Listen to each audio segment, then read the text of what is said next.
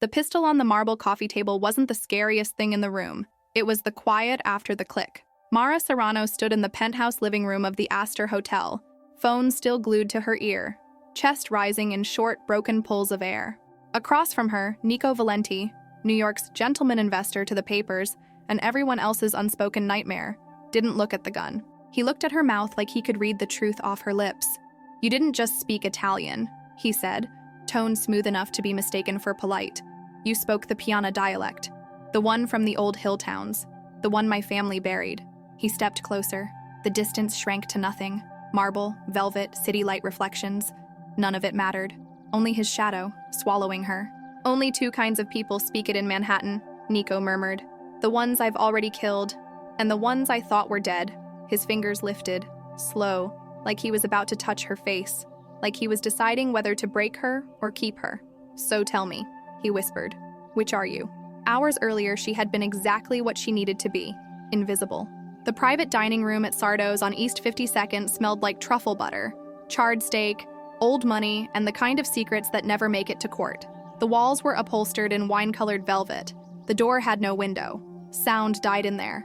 Whatever went in didn't come back out. Mara kept her eyes lowered as she poured a rare Barbaresco into a crystal glass. 24, too quiet, too careful. In New York, invisibility was armor. It kept you alive. It kept the landlord off your back. It kept the hospital in Palermo taking your payments without asking how a waitress could afford them. "Leave the bottle," said the man at the head of the table. That voice belonged to Bruno, the mallet Carbone, an underboss from across the river who always looked like he'd just run up a flight of stairs. Thick neck, damp collar, the kind of man who carried panic the way other men carried cologne. Across from him sat Nico Valente. If Carbone was blunt force, Nico was precision. Early 30s, sharp bone structure, eyes like burnt espresso. He didn't sweat. He didn't fidget. He watched. Mara set the bottle down with a steady hand and tried to step back into the shadow near the service station. Hear nothing, see nothing, say nothing. The rules weren't written on the employee handbook. They were written in the way people disappeared. "We've got rot in the unions," Carbone muttered, leaning forward. "Feds are sniffing around Jersey. My guy says there's a new informant. Someone inside." Nico swirled the wine. "And you came to me because the informant isn't ours," Carbone hissed. "Word is it's a woman. Translator. She heard something she wasn't supposed to at a summit last month. She's shopping it to the DOJ." Mara's stomach went cold. Translator. Summit. New York. Her mind jumped to the one thing she never let herself think about. The languages she spoke too well. The phrases that didn't belong to her life in Queens. The way her grandmother would go silent whenever Mara asked why their family sounded different from the neighbors. She should have walked out. But her manager had hissed the warning earlier, face pale. "If Mr. Valente's glass is empty for 10 seconds, you're finished." Carbone's voice dropped. "I need her erased before she opens her mouth." Mara's apron pocket vibrated. Once. Then again. A hard, insistent buzz like a hornet trapped against her hip. Her phone. She'd forgotten to silence it. Her blood turned to ice. She fumbled for the device, trying to smother the sound. Carbone snapped his head toward her corner. "What was that?" "I'm sorry," Mara breathed, fingers clumsy. "Accident. I'll turn it." The screen lit up in her palm with an old photo. An elderly woman in a black shawl, eyes bright and stubborn. Nonna. Then the message flashed across the top. Hospital. Urgent. Call now. The room tilted. Her grandmother was her only living anchor. The woman who raised her after her parents died in a crash Mara could barely remember. Only headlights, rain, and screaming metal.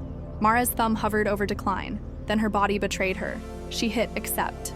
She turned her shoulder to the table, voice low, desperate. "Pronto? Nonna?"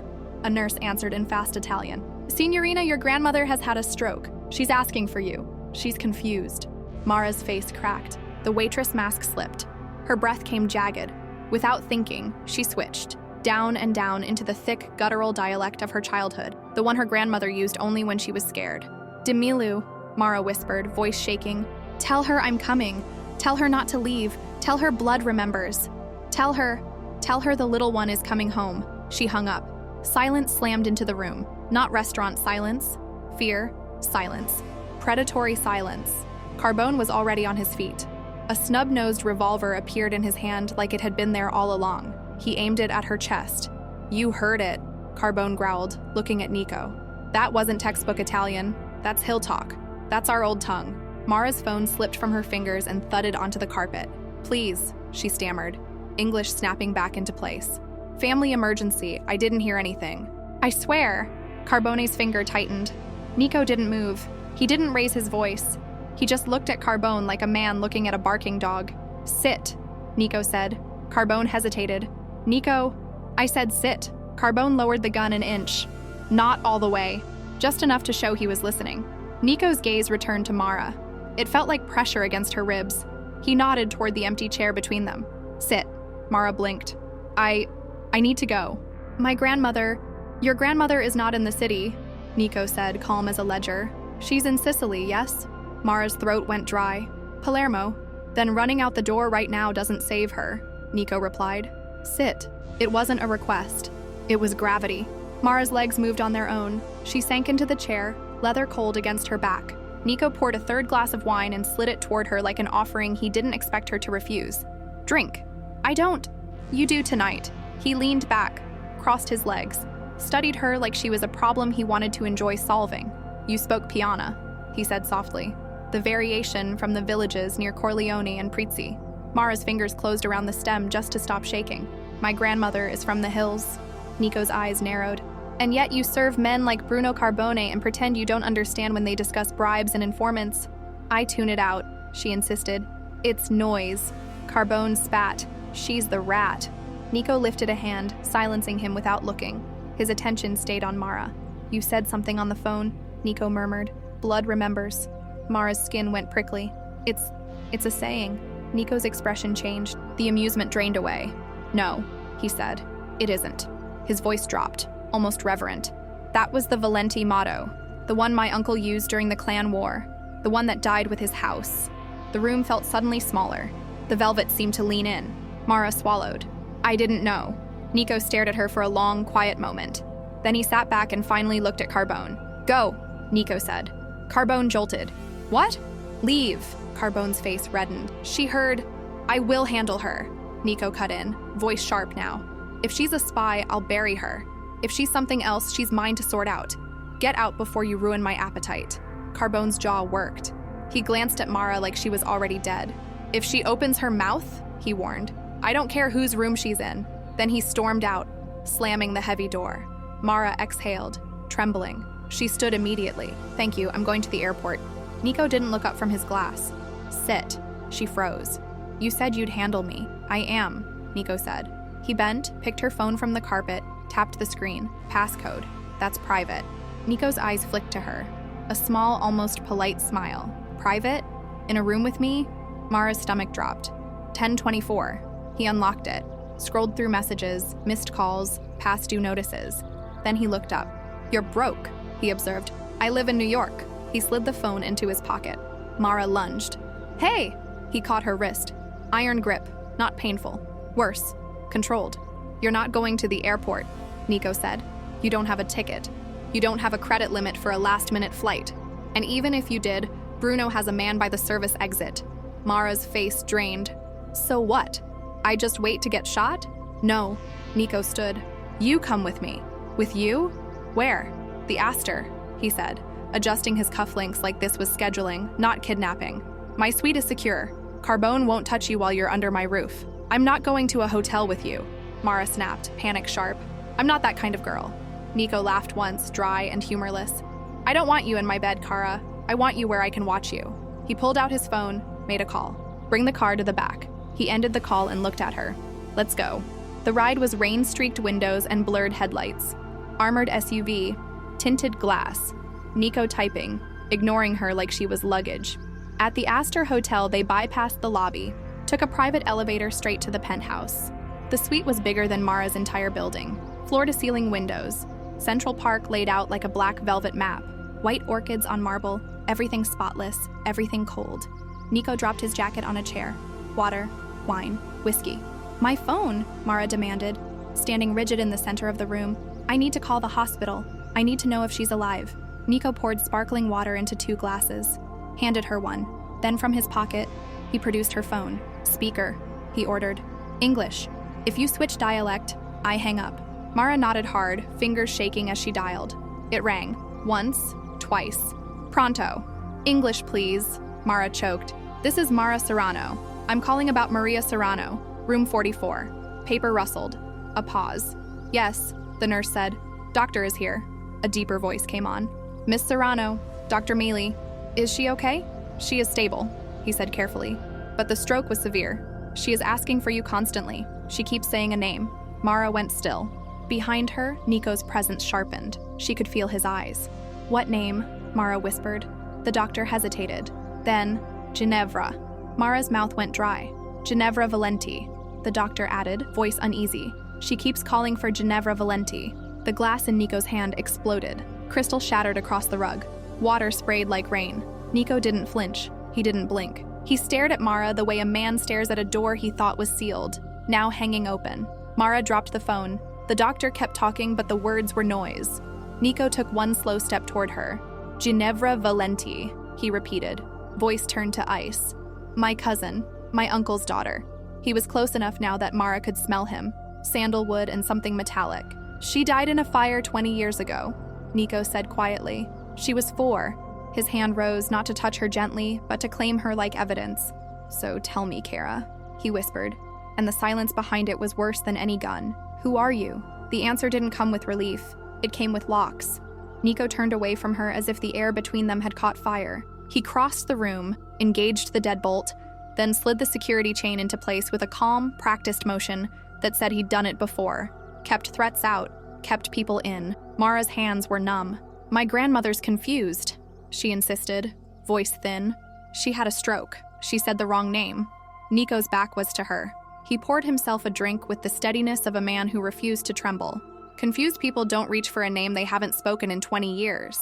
He turned, eyes dark. Sit. I've been sitting all night. Nico didn't smile.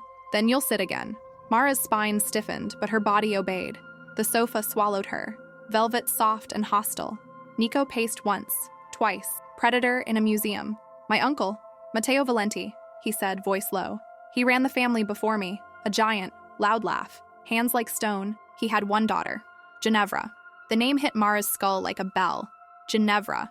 The syllables didn't feel foreign anymore. They felt heavy, familiar, like a room she had been locked inside of long ago. 20 years ago, Nico continued. There was a fire at the Valente estate on Long Island. Feast night. Fireworks so loud the first gunshots hid inside them. Mara's throat constricted. Fireworks. Heat. A sharp, sensory flash. No clear image, just smell and texture. Burning pine. Smoke in her hair. Rough hands carrying her.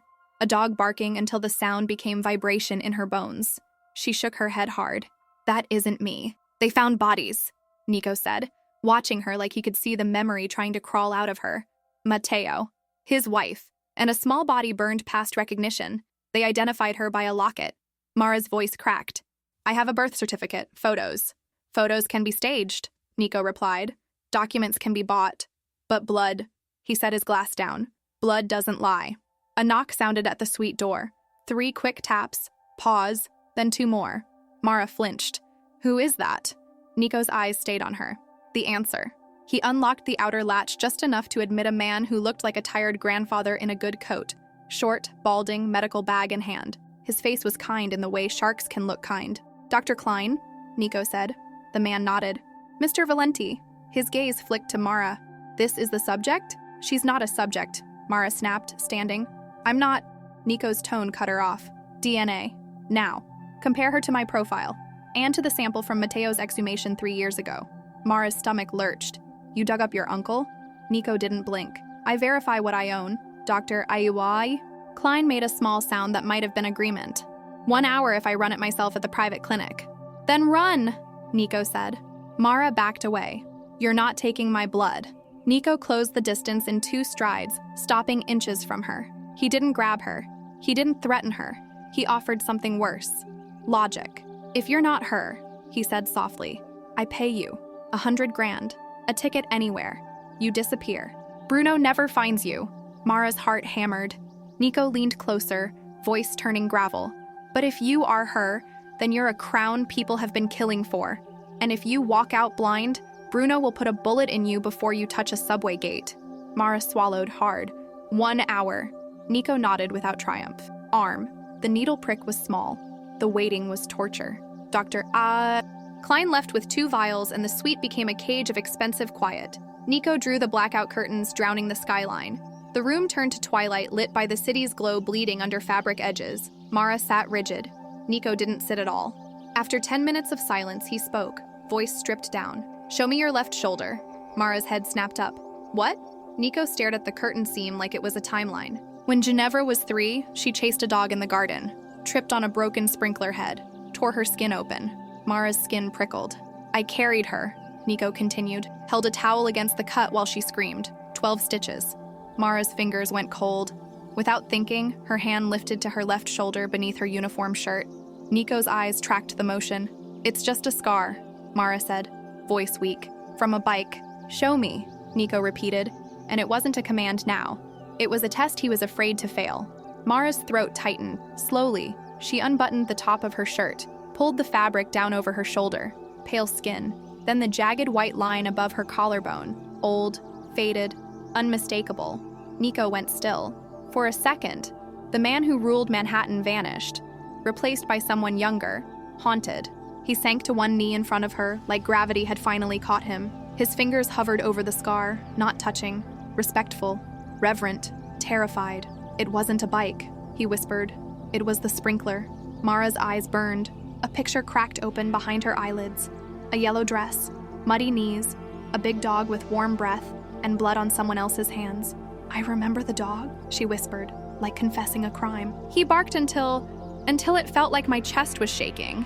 Nico shut his eyes, breath hitching. Barnaby. The name landed in the room like a key turning. Mara's mouth opened on a sob. "Why would my grandmother? Why would she?" "Because someone betrayed us," Nico said, rising fast. Vulnerability slammed behind his eyes like a door. The fire wasn't an accident. Someone disabled the security from inside. His phone vibrated. A message lit the screen. "Dr. Klein, 99.9% match. Confirmed biological child of Matteo Valente." Nico turned the phone toward Mara. The number glared at her like a sentence. Her knees went weak. "No." Nico's voice was flat, ruthless, almost gentle. "Welcome back, Ginevra." Mara's breath shattered. "That's not my—" "It is now," Nico said. "And now you understand why you cannot walk outside." He moved with sudden speed, throwing a duffel bag onto the bed, yanking open a wall safe hidden behind a panel. Cash, passports, a spare handgun, boxes of ammo. Mara stared, horrified. "What are you doing?" "Leaving," Nico said. "Before Bruno tells the commission the grave is empty. Half the families will want to marry you. The other half will want to end you." "Marry me?" Mara barked out a laugh that sounded like a sob. "I can't pay my rent." "You're worth billions in docks and shipping contracts," Nico replied, clipping a magazine into his pistol. "Power attracts sharks." He shoved a heavy black coat into her hands. "Hood up. Where are we going?" "Teterboro," Nico said. "Jet is fueled. We go to Sicily. If your grandmother is awake, she's the only one who knows who lit the match." Mara's fingers clenched the coat. It smelled like cedar and smoke. They moved for the door. Nico checked the peephole. His body went rigid. "Back!" he hissed. "What?" "The camera feed is dead." Then the suite door exploded inward. The blast was pure concussion. Wood and metal shrapnel snapped through the air. A flashbang rolled across the rug and detonated. White light. Brutal sound. Mara screamed, hands over her ears, eyes burning. Through the ringing, she heard suppressed gunfire, sharp, wet snaps. Nico was already moving. He'd turned away at the last instant. He came up from cover with his pistol and fired with terrifying precision. 3 men in tactical gear flooded the room. Nico dropped the first with 2 shots to the chest and 1 to the head like it was choreography. The second sprayed the suite with a submachine gun. Marble chipped. Vases exploded. Plaster dust burst near Mara's face. She crawled backward, scrambling on hands and knees toward the bedroom, body moving on pure animal instinct. "Nara! Ginevra!" Nico roared. "Panic room! Now! I'm not leaving you!" Mara screamed back, surprised by her own voice. "Go!" A third attacker swung wide, shotgun leveling at Nico's back. Mara saw it. On the nightstand, Nico's backup pistol, silver, heavy, sat like it was waiting. She grabbed it with shaking hands. She'd never fired a gun. She didn't even know how to hold one. But something ancient rose up in her blood, hot and furious. She pointed. She pulled. The recoil jolted through her arm like a car crash. The shot blew out a mirror, glass raining. But the attacker flinched, 1 heartbeat of hesitation. Nico used it. He pivoted and put a bullet through the man's throat. The last attacker tried to retreat. Nico fired once. The man folded in the doorway. Then silence returned, thick with smoke and ringing ears. Nico stepped over bodies, kicked weapons away, eyes scanning patches. No insignia. Pros, he muttered. Not Bruno's usual muscle. Mara sat against the wall, gun dangling from her fingers, shaking so hard her teeth clicked. Nico reached down, peeled the weapon from her hand, engaged the safety. You missed, he said, not cruel. I could have killed you, Mara choked. You bought me time. He pulled her up, checked her quickly for blood, hands brisk, but careful. You did good. Voices shouted in the hall. More footsteps. Nico looked at the ruined door. Elevator's a coffin, they'll cut power. We're on the penthouse, Mara gasped. How do we? Nico walked to the window and slid the glass door open. Wind slammed into the room, cold and violent. Across the gap, an adjacent condo tower under construction rose like a skeleton. Scaffolding hugged its side. A crane arm loomed above. Nico grabbed her hand. 6 feet. Mara stared at the open air. You're insane. Fear keeps you alive, Nico said, eyes locked on hers. Jump or die. The hallway door splintered under a battering ram. Mara looked at the drop, then at Nico's outstretched hand. She took it. Don't let me fall, she begged. Nico's grip tightened. Never. They ran. They launched. For 1 second, Mara was weightless, the city spinning below like a glittering trap. Then her feet hit the metal grating and slipped. Her legs slid through a gap. Her chest slammed into steel. She dangled, 20 stories of air beneath her. Nico! She screamed. A hand clamped around her wrist like a vice. Look at me! Nico snarled, muscles straining. Not down! Me! Mara's eyes snapped to his. Pull, he ordered. He hauled her up with brutal strength, dragging her onto the platform. They collapsed, gasping, hearts hammering in sync. Flashlights swept the balcony behind them, searching. Nico yanked her into the shadows of the unfinished building. Move! They descended emergency stairs, flight after flight, legs burning, lungs raw. They burst into an alley on 77th covered in dust and plaster. A black sedan waited. The driver, a scar through his eyebrow, eyes hard, rolled down the window. Boss, he said. Victor, I got your call. Nico shoved Mara into the back seat and climbed in after her. Airport. The car shot forward. Mara started shaking as the adrenaline drained, leaving terror in its place. My grandmother, she whispered. She's dying. We're going, Nico said, steady.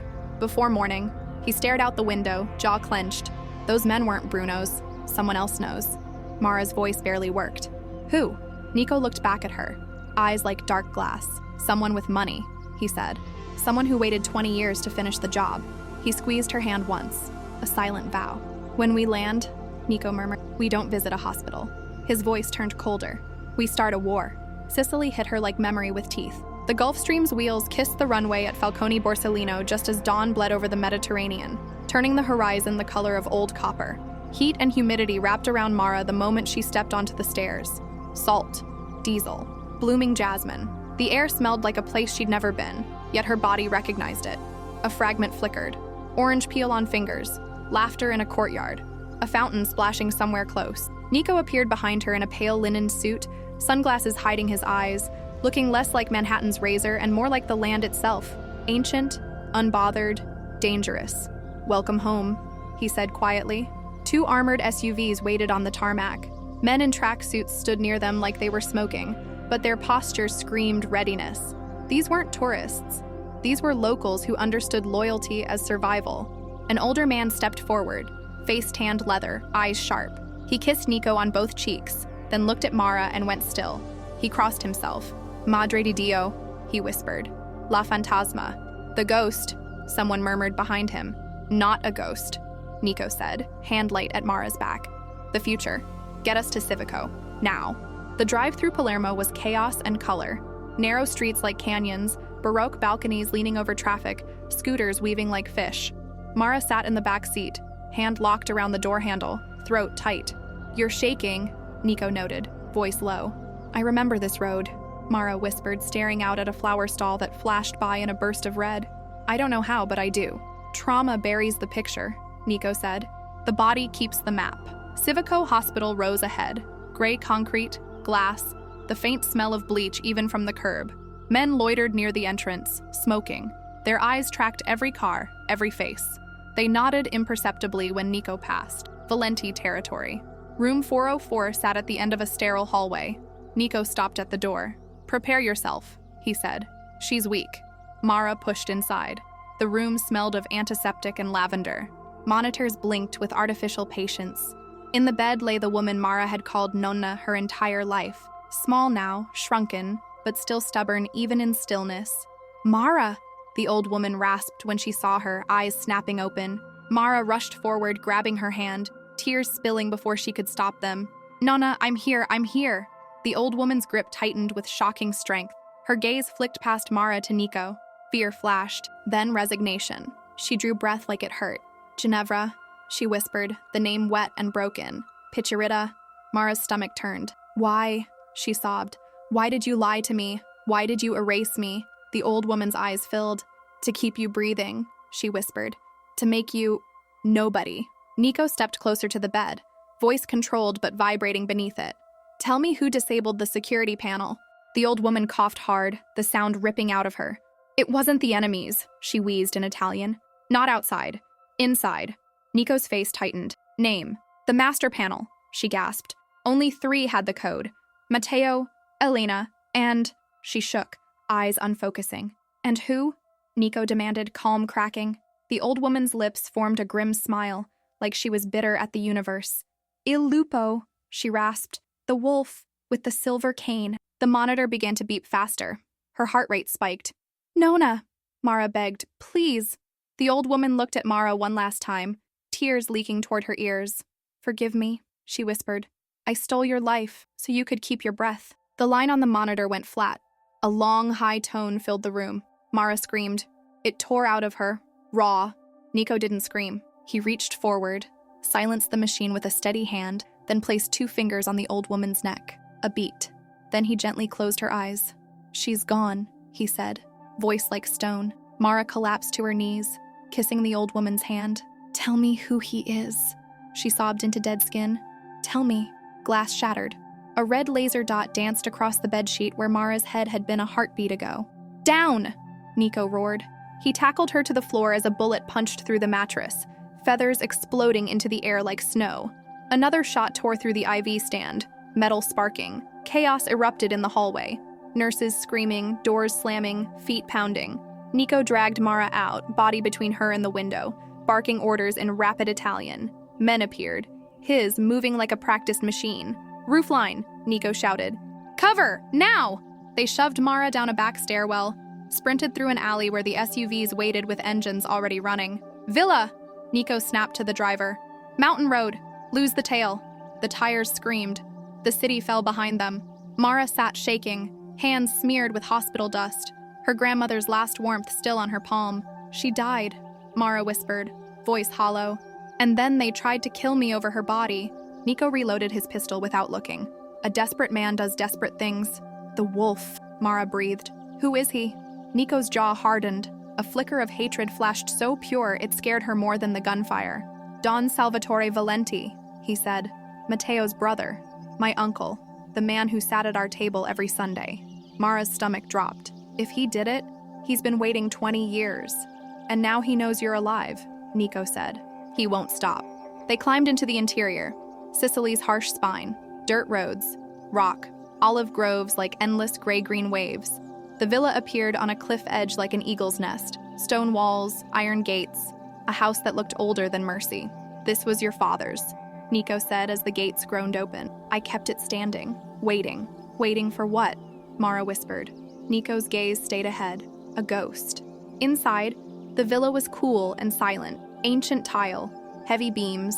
The air tasted like old smoke.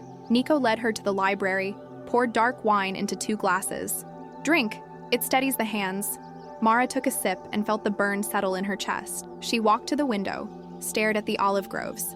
"Nico," she said, voice careful. "You said Matteo was your uncle. You said we were cousins." Nico went still. The firelight carved shadows across his face as he turned slowly.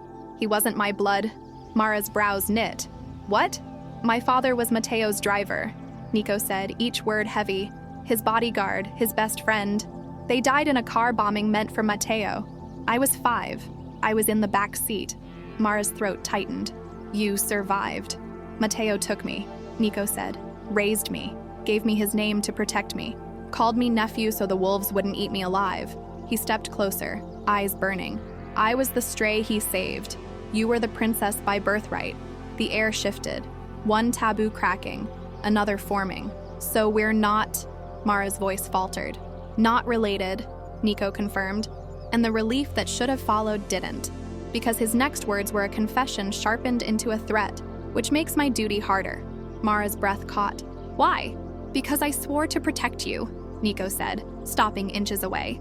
I never expected to find you, and I never expected.